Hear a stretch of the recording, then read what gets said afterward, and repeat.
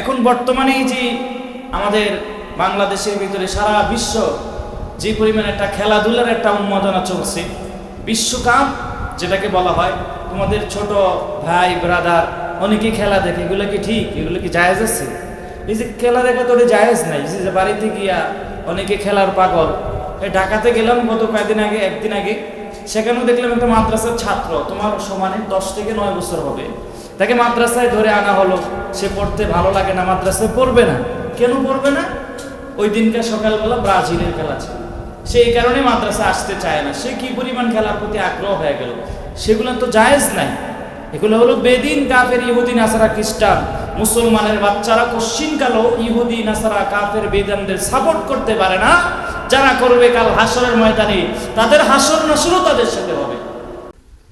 আলহামদুলিল্লাহিল্লাযী খালাকাল ইনসানা ওয়া কাররাম ওয়া আল্লামাহু মিনাল বায়ানি মা লাম ইয়া'লাম ফাসুবহানাল্লাযী লা ইহসা ইমতিনানুহু বিল লিসানি ওয়ালা বিল কলাম ওয়া নাশহাদু আল্লা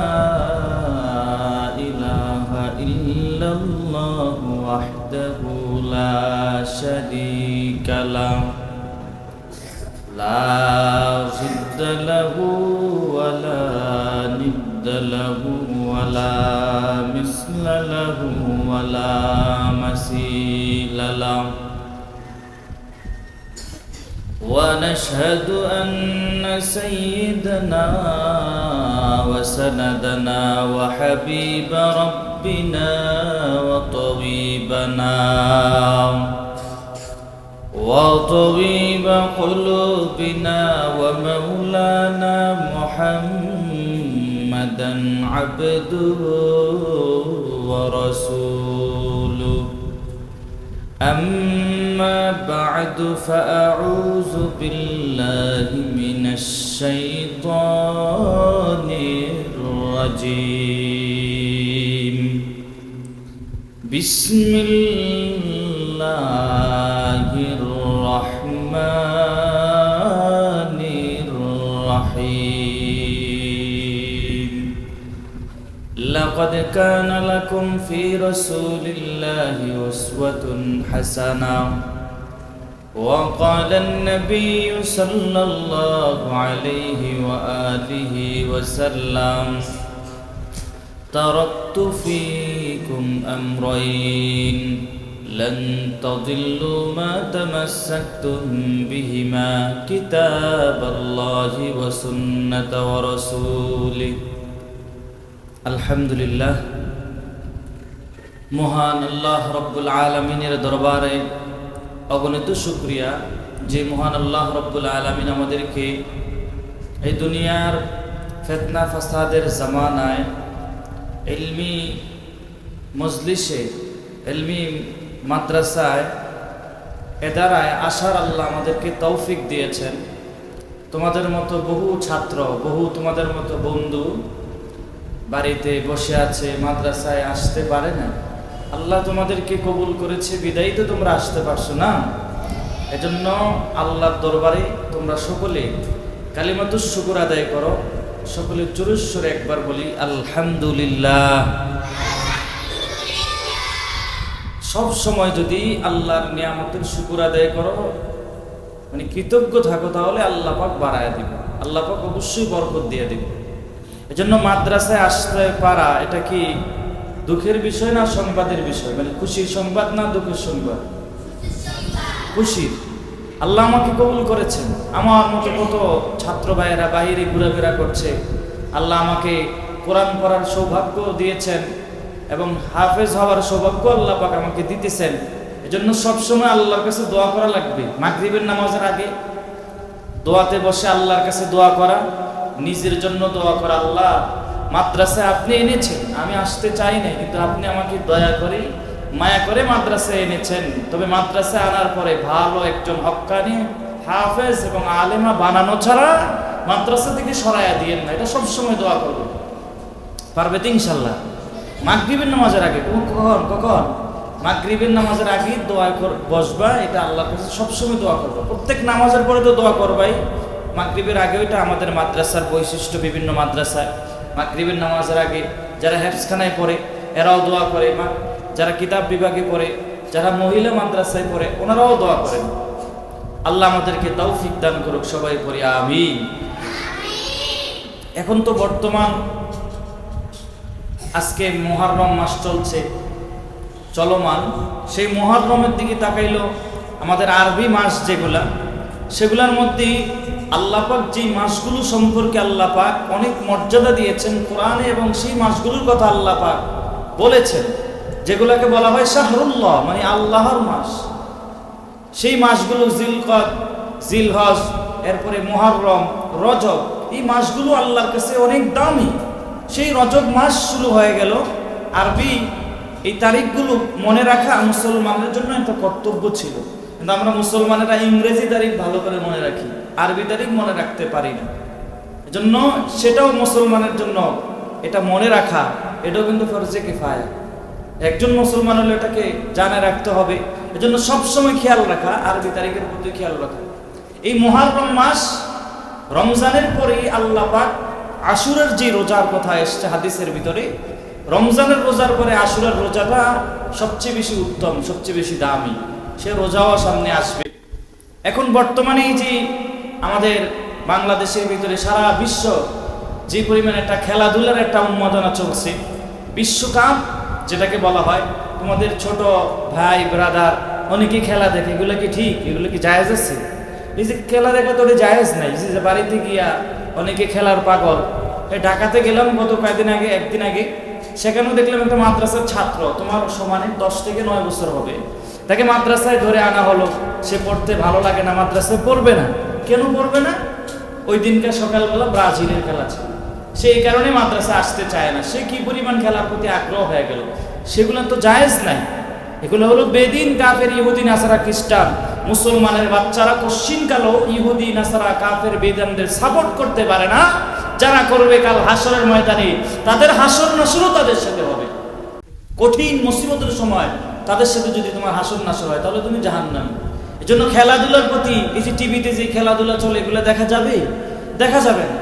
এগুলো থেকে বিরত রাখতে হবে। এখন মাদ্রাসায় আসছে, মনোযোগ দিয়ে অবশ্যই পড়াশোনা করা লাগবে। আর সবচেয়ে আমি যে আয়াতে কারিমা পড়েছি, সেই আয়াতে আল্লাহ পাক বলছেন যে তোমাদের জন্য উত্তম আদর্শ হলো রসুলের যে আদর্শ, সেটাই আল্লাহ পাক নবীর মাধ্যমে যে আদর্শ আল্লাহ পাক দিয়েছেন, সে আদর্শকে ফলো করার জন্য বলেছে। কিন্তু বর্তমানে আমরা কাদের আদর্শকে ফলো করি? যুব সমাজ বর্তমানে নেইমারকে ফলো করে, বর্তমান মেসিকে ফলো করে। এটা তো বেদিন কাফেরদেরকে আপনি ফলো করলেন। আপনি একজন মুসলমানের ঘরে জন্ম নিয়ে যদি আপনি কাফের মুশরিকদের এদেরকে যদি আপনি ফলো করেন, তাহলে দাজ্জাল যখন আমাদের বিরোধিতা আসবে, তখন আপনি দাজ্জালের মোকাবেলা আপনি কিভাবে করবেন? আপনি মেসি আর নেইমারের যেহেতু বিরোধিতা করতে পারেন না, তাহলে আপনি দাজ্জালের সাথে মোকাবেলা কিভাবে করবেন? আল্লাহ আমাদেরকে হেফাজত করুক, সবাই পড়ি আমিন। সবচেয়ে উত্তম আদর্শ হলো রসুলের আদর্শ। সেই আদর্শটা আমরা জানি। সেই আদর্শটা কি? রসুলের সুন্নাহ। আমার মায়ার নবী বিদায় ভাষণে একটা হাদিসে বলেছেন যে আমি তোমাদের মাঝে দুটো জিনিস রেখে যাই, একটা হলো আল্লাহর কিতাব, আর একটা হলো রসুলের সুন্নাহ। এই দুটো জিনিসকে যারা আঁকড়ে ধরবে, লান তাদিল্লু, কোশ্চিনকালেও তারা পথভ্রষ্ট হবে না। এই দুটো জিনিস আল্লাহ পাক তোমাদেরকে শিকার, আল্লাহ পাকের কিতাব মুখস্থ করার তৌফিক আল্লাহ পাক দিয়েছেন। সামনে আল্লাহ পাক হাফেজ বানানোর পরে এরপরে কিতাব বিভাগে পড়বে, মাওলানা সাহেব হবে। তাহলেই তো বুঝতে পারবা এই কিতাবের ভিতরে আল্লাহ পাক কি লিখেছেন। সেটা বুঝতে তোমাদের আগ্রহ আছে না? তোমাদের কি মনে চায় না ভালো একজন হুজুর হওয়ার জন্য? আল্লাহ আমাদেরকে তৌফিক দান করুক, সবাই করে আমিন। রসুলের আদর্শ সম্পর্কে বলতেছিলাম। রসুলের উত্তম যে আদর্শ, অন্যান্য সাহাবায়ে কেরামরা পর্যন্ত রসুলের আদর্শ দেখা মাত্র তারাও দামি হয়ে গেছে আল্লাহর কাছে।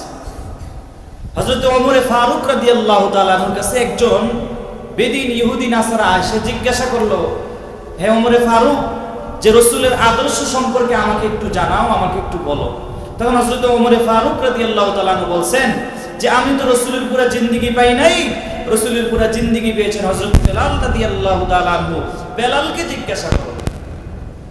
তখন ওই ব্যক্তি হযরতে বেলাল কেমন দামি একজন সাহাবী ছিলেন, যে বেলাল এত পরিমাণ কালো ছিল। এখন তো কালো মানুষ আমরা দেখি, যাদের অন্ততপক্ষে কালো মানুষের হাতের তালুটা সাদা থাকে কি থাকে না? থাকে। কিন্তু হযরতে বেলাল রাদিয়াল্লাহু তাআলা আনহু এত পরিমাণ কালো ছিল, তার হাতের তালুটা পর্যন্ত কালো ছিল। সেই বেলাল আল্লাহর কাছে অনেক দামি ছিলেন। চেহারা ভালো না, দেখতে তেমন সুন্দর না, কিন্তু আল্লাহর কাছে অনেক দামি ছিলেন হযরতে বেলাল রাদিয়াল্লাহু তাআলা। যখন আমার মায়ার নবীর আপন লোকেরা, কওমের লোকেরা, রসুলের বংশের লোকেরা রসুলকে মক্কায় নামাজ পড়তে দেন নাই, রসুলকে মক্কা থেকে বিদায় নেওয়া লাগবে, আমার মায়ার নবী চিন্তায় পড়ে গেলেন। মক্কা থেকে হিজরত করে মদিনায় যাওয়া লাগবে, এই কারণে আমার মায়ার নবী বড় চিন্তায় পড়ে গেলেন। মক্কা থেকে হিজরত করে মদিনায় চলে যাবেন। একদিন আমার মায়ার নবী হযরতে আবু বকর রাদিয়াল্লাহু তাআলা আনহুকে ইশারাতান বলেছে, রে আবু বকর, যেদিন থেকে আমার মক্কা থেকে হিজরত হয়ে যাবে মদিনায়, সেদিনের সফর সঙ্গী তুমি আবু বকর আমার সঙ্গী হয়ে যাইবা। আমার মায়ার নবী যখন মক্কা ছেড়ে মদিনার উদ্দেশ্যে রওনা হয়ে যাবে, হওয়ার পর একদিন ঘটনা অনেক লম্বা, সংক্ষেপে বলছি। মক্কা বিজয় হয়ে গেল। মক্কা বিজয় হওয়ার পর আমার মায়ার নবী আবার যখন মক্কায় প্রবেশ করবেন, আমার মায়ার নবী মক্কায় আসার পরে একটা লাঠি হাতের ভিতরে নিয়ে যেই মূর্তিগুলো তারা বানাইছে, সেই মূর্তিগুলো পিটে পিটে সবগুলো মূর্তি ভেঙে ফেলেছে। আর হযরতে আলী রাদিয়াল্লাহু তাআলা আনহুকে বলছে, রে আলী, জমজমের পানি দ্বারা সেই বাইতুল্লাহকে তুমি পবিত্র বানায় নাও। তারপরে পবিত্র হওয়ার পর আজকে জোহরের নামাজ পড়বে আমার মায়ার নবী ওপেন বাইতুল্লাহ জোহরের নামাজ আদায় করবে। কিন্তু নবী সাহাবায়ে কেরামদেরকে বলছে, এই সাহাবী, আজকের জোহরের নামাজ আমরা ওপেনলি বাইতুল্লাহ আদায় করব। আজকের জোহরের নামাজের ইমামতি কে করবে? আমার নবীর সাহাবীরা বলছে, আজকের জোহরের নামাজের ইমামতি করবে আমাদের নবী মুহাম্মদুর রাসূলুল্লাহ সাল্লাল্লাহু আলাইহি ওয়াসাল্লাম।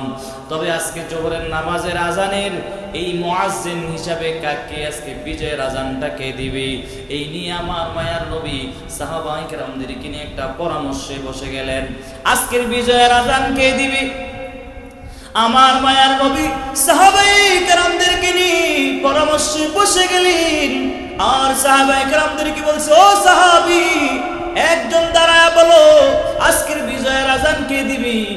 একজন দাঁড়ায়া বলছেন, আজকের বিজয়ের আজান দিবে আপনার সাহাবী হযরতে আবু বকর রাদিয়াল্লাহু তাআলা আনহু। কে সে আবু বকর? যে আবু বকরকে আল্লাহ পাক স্বয়ং নিজেই সালাম দিয়েছেন। যে আবু বকর একদিন একজন ইহুদিকে একটা থাপ্পড় মেরার কারণে ইহুদি গিয়া নবীর কাছে অভিযোগ জানালো, নবী গো, আপনার সাহাবী আবু বকর আমার একটা চর মেরলো। আমার নবী বলার পরে ভাবছে মনে হয় আবু বকর হবে না, মনে হয় ওমরের চরটা মেরেছে, কারণ ওমরের মেজাজ অনেক গরম। আবু বকরকে ডাকা হলো, আবু বকর তুমি তাকে কেন চর মারলাও? তাকে চর মারছো কিনা? বলে হ্যাঁ মারছি। কেন মারলাও? আবু বকর বলে, নবী গো, সে আমার আল্লাহকে নিয়ে বাজে মন্তব্য করেছে, আমার আল্লাহকে গালি দিয়েছে, এই কারণে আমি বরদাস্ত করতে পারি নাই, ধৈর্য ধারণ করতে পারি নাই, এই কারণে তার একটা থাপ্পড় মেরে দিলাম। আমার নবী বলি, এবার ওই ইহুদি বলতেছি, নবী গো, আল্লাহর কসম করে বলি, আবু বকরে যেই জন্য আমারে থাপ্পড় দিয়েছে বলতেছে আমি আল্লাহকে গালি দিয়েছি, আমি আল্লাহর কসম করে বলি আমি আল্লাহরে গালি দেই নাই। আবু বকর আমারে এমনি এমনি একটা চর মেরেছে। এখন আবু বকরের দিকে নবী তাকায়া বলে, রে আবু বকর, সে তো কসম করে ফেলেছে, এখন তো তোমার সাক্ষী দেওয়া লাগবে, কারণ আমি একজন শ্রেষ্ঠ নবী, ইনসাফগার নবী, রাহমাতুল লিল আলামিন, ইনসাফের বিচার করা লাগবে। নবীর ইনসাফের বিচার অনুযায়ী সে সাক্ষী প্রদান করা লাগবে। আবু বকরকে বলা হলো, সাক্ষী দাও, প্রমাণ দাও। না না, কোনো প্রমাণ দিতে পারবে না। নবী বলে, তাহলে এখন ইনসাফের বিচার হবে। তাহলে ইহুদিও আবু বকরের গালের মধ্যে একটা চর মেরে দিবে। নবীও পেরেশান হয়ে গেল, আবু বকরও চিন্তায় পড়ে গেল। আবু বকরও কোনোভাবে সহ্য করতে পারে না। ওই ইহুদি যখন আবু বকরকে একটা থাপ্পড় মারার জন্য যখন হাতটা সামনে অগ্রসর করে, এদিকে আমার মায়ার নবীও চিন্তা করতেছে ইনসাফের বিচার যেহেতু হবে, এই জন্য তার কসমের বিপরীত যেহেতু প্রমাণাদি নাই, এই জন্য থাপ্পড় মেরে দিবে। আল্লাহ পাক জিবরাইল আমিনকে ডাক দেয়া বলে, ও জিবরাইল দ্রুত যা, আমার নবীকে গিয়া জানা দাও আবু বকর সত্যবাদী। জিবরাইল আমিন আয়েশা বলে, নবী গো, আবু বকর সত্যবাদী। আর জিবরাইল আমিন নবীকে বলছে, যদি সাক্ষী আর প্রমাণ লাগে আল্লাহ পাক স্বয়ং আবু বকরের জন্য সাক্ষী দিবেন। চিল্লায়া পড়ো সুবহানাল্লাহ। এই সেই আবু বকর। আবু বকর নবীর একজন দামি সাহাবী। আমার নবী বলছেন, সাহাবায়ে আমরা বলছি আজকের বিজয়ের আযান দেবে হযরতে আবু বকর রাদিয়াল্লাহু তাআলা আনহু। নবী বলে তুমি বসো, আরেকজন দাঁড়ায় বলো, আরেকজন দাঁড়ায় বলছে আজকের বিজয়ের আযান দিবে হযরতে ওমর ফারুক রাদিয়াল্লাহু তাআলা আনহু। কে সে ওমর? সেই ওমর 40 নম্বরে মুসলমান ধর্ম গ্রহণ করেছেন। সেই ওমর আজকের বিজয়ের আযান দিবেন। সেই ওমর মুসলমান ধর্ম গ্রহণ করার পরে এরপরে প্রকাশ্যে ইসলামের নবী দাওয়াত দিয়েছেন, আজকের বিজয়ের আযান কেউ দিবে না, আজকের বিজয়ের আযান দিবে হযরতে ওমর। নবী বলে বসো, আরেকজন দাঁড়াও। আরেকজন দাঁড়ায় বলছে আজকের বিজয়ের আযান দিবে আপনার জামাতা হযরত